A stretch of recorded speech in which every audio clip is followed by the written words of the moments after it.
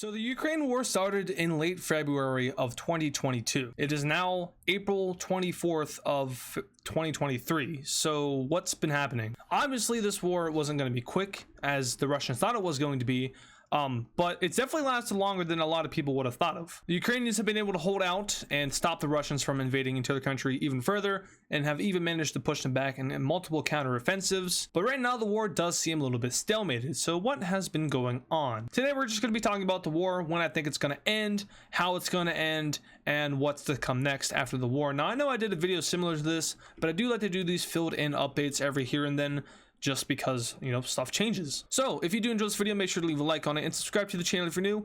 Help us get to a milestone, because milestones are cool. And yeah, all right, so like I said in the beginning, Russia started its invasion of Ukraine in late 2022. I think it was the 25th of February, and since then, you know, they've been able to push in. They almost got to Kyiv, but luckily the Ukrainians, or maybe unluckily depending on where you are, were able to push them back. So here we have a live map of what's been happening in Ukraine. We can see that here in the blue areas, this is where Russia has been, and since then Ukraine has retaken said areas. Now there's not a lot of fighting happening in the north anymore. Of course, there's the occasional bomb dropped, but let's look over here where the majority of the fighting is, which is over here in the Donbass area.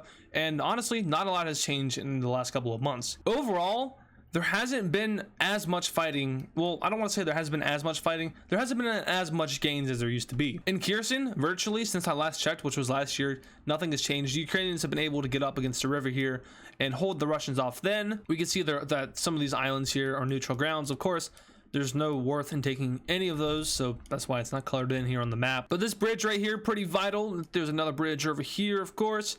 Those things are probably not even standing anymore due to just war. I know the Ukrainians do have their goal, which is to push down into Crimea and start taking land there. If they can do that, good for them, but I honestly don't think they can do that. Over here in Donbass, much of the same. The Ukrainians have been able to push back the Russians a lot more than people think. As we can see, Kharkiv here was pretty close to getting taken, but that ended up not happening, and the Ukrainians were able to push the Russians back to their own front line. But yeah, this is where we're at right now. We can go ahead and back up time just a little bit. We'll go to April Fool's Day.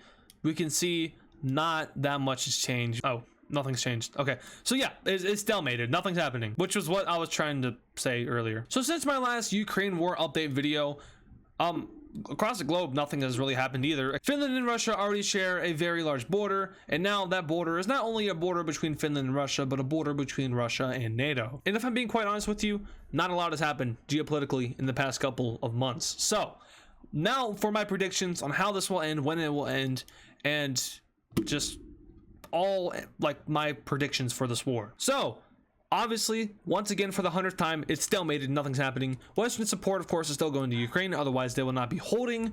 Russia is still stuttering. They're not doing well, considering that Ukraine is not as strong as them. We're going to see that Russia is using a lot of resources to get at Ukraine here. Obviously, all these bomb icons are, of course, going to be bombs. Did they bomb a farm? Oh, come on. What, really? But what I think Ukraine is going to try to do is probably get down to Crimea. Additionally, they might try to push back into Luhansk and Donetsk, because that's the whole reason Russia started this war. If you remember back last year, Russia invaded Donetsk and Luhansk in order to liberate them. So far, they do have complete control of those provinces, or oblasts.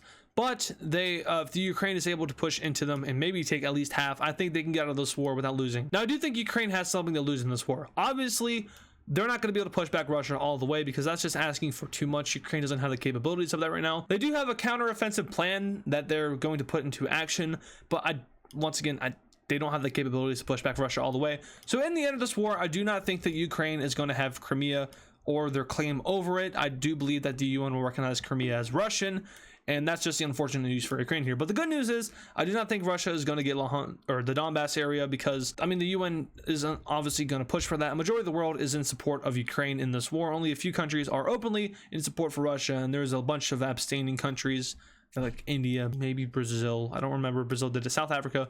Countries like those abstain, which means they don't have an opinion on it. But a majority of the world is for Ukraine here, and I think the majority of the world wouldn't mind a treaty where Russia simply just gets Crimea and everything else goes back to Ukraine. Of course, reparation wise, that's all to sort out later. I can also see something happen here where there is no official peace treaty, and instead it's just like a ceasefire, like over here in North and South Korea. there actually was no official end to the Korean War, so technically it is ongoing. They are just under a ceasefire, but you know, we view it as they're at peace, even though technically they're not. Something similar like that I think will happen with Ukraine here, where no official treaty is signed. However, they will stop fighting soon enough. And when this is going to happen, I don't know. I think maybe towards the end of this year that it will finally stop. Towards the winter time, both sides are going to be exhausted. No one's going to want to fight anymore. Putin will finally get over his massive ego trip, and then he will agree to stop the war if he's not dead by then, because all these reports of him being sick or something, I don't know how true any of that is. I think it's probably just propaganda. But yeah, I'd aim for maybe November, December, maybe even January of next year. That's when I believe that this war will officially end, or end in a ceasefire. And then now let's talk about Ukraine and NATO and even the EU. So Ukraine going into the EU is very likely in the future. I don't think there's as many barriers for Ukraine to be in the EU as there is for them to be in NATO. I know Georgia is going through a similar process right now with Ukraine. Of course, Russia is occupying South Ossetia and Abkhazia. Not great, but they can technically still join the EU if they wanted to. NATO is a whole different story because of course they're being attacked. So Ukraine going to the EU, I think is still likely next year maybe. It's a long path. Same thing with NATO. If they want to join NATO, they're definitely going to have to like get an official peace deal with Russia, which I don't think is going to happen as long as Russia is still a country. So Ukraine going to NATO is very unlikely unless they twist the rules over here in the West. I wouldn't put it past them, but at the same time, I don't think they want to aggravate Russia too much because of a whole nuclear bomb thing. Those aren't fun. So in short, EU for Ukraine, yes. NATO, not so much. And on the topic for NATO, let's talk about Sweden. Oh, poor Sweden. So Finland got into NATO with a lot less barriers than Sweden has. Now, Sweden hasn't complied with Turkey and Hungary's demands as much as Finland has. That's just Turkey and Hungary being the douchebags that they are. There's no other way to really put it. I mean, Turkey wants the Kurdish out of Sweden, and they call them terrorists. Are they really terrorists? I don't know. It depends on your view of it. Go research it yourself. Don't listen to me for that opinion. But I don't know. I feel like it's unnecessary, and I think it is unnecessary. So Sweden probably should have been in NATO by now, but they're not. I think they can probably join by August, maybe even July, or maybe September, if not so well. And yeah, so that's going to be the little geopolitical update over here in Eastern Europe. Basically, this war sucks. It's been going on for way too long, and it's not interesting anymore, and it doesn't do good on getting me views. That's a joke, obviously, or is it? Maybe it is. Maybe it isn't. Determine it for yourself, but also don't.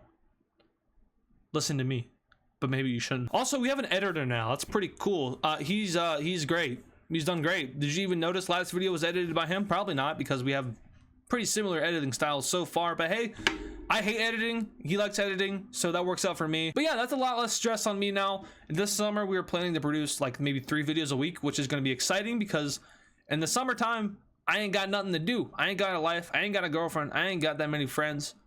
So yeah, dang.